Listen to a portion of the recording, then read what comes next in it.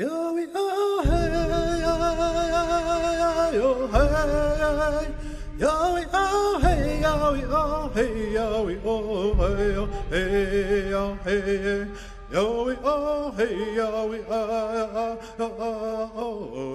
hey, yo, hey, yo, oh, hey, yo, hey, yo, oh, hey, yo.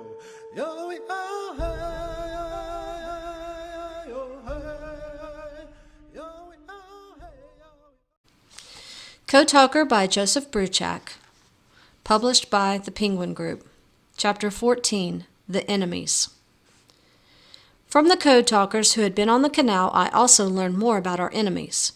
During training, it had sometimes seemed as if I was going off to fight monsters, not human beings. But for Bill and Sam, during those first days on Guadalcanal, those enemies were faceless. Zeros swooped in to attack. Sticks of high explosives fell swishing from two-engine bombers, including one old plane that came over every night. Its two engines were so out of sync that its sound was like no other aircraft. Everyone called that plane Washing Machine Charlie, Sam said. Shells landed all around them, mortars and 75s from enemy batteries. They heard the crack of the 25 caliber rifles of hidden snipers, a sound very different from our own M1s.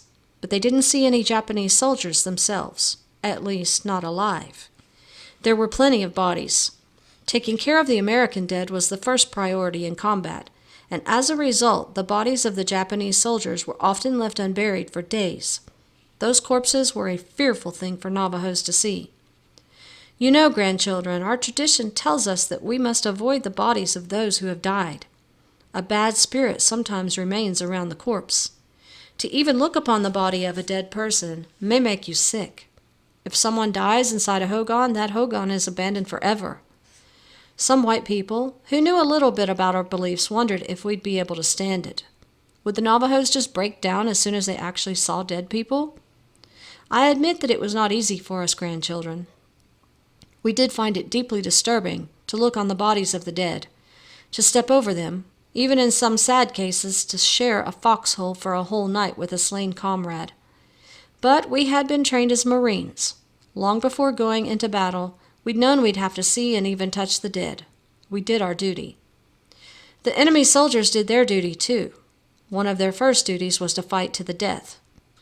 Even if a Japanese soldier was captured and his rifle taken from him, he would still try to attack his captors with a hidden knife.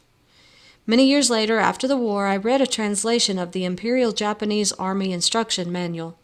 Their Warrior's Code of Bushido required them to always follow 5 rules of combat.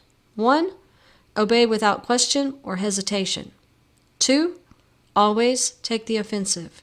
3. Surprise the enemy whenever possible. 4. Never retreat. 5. Never surrender. Eventually, Sam and Bill told me a few Japanese prisoners were taken at Guadalcanal. Most were common laborers, not soldiers. They were lower-class, uneducated Japanese who'd been taken from their homes in Japan and forced by their army to work building the airfield. They were pathetic, Bill McCabe said. Small men who looked lost and sad. Not monsters at all. When we saw them, Sam added, we realized that our enemies were just human beings. Yo,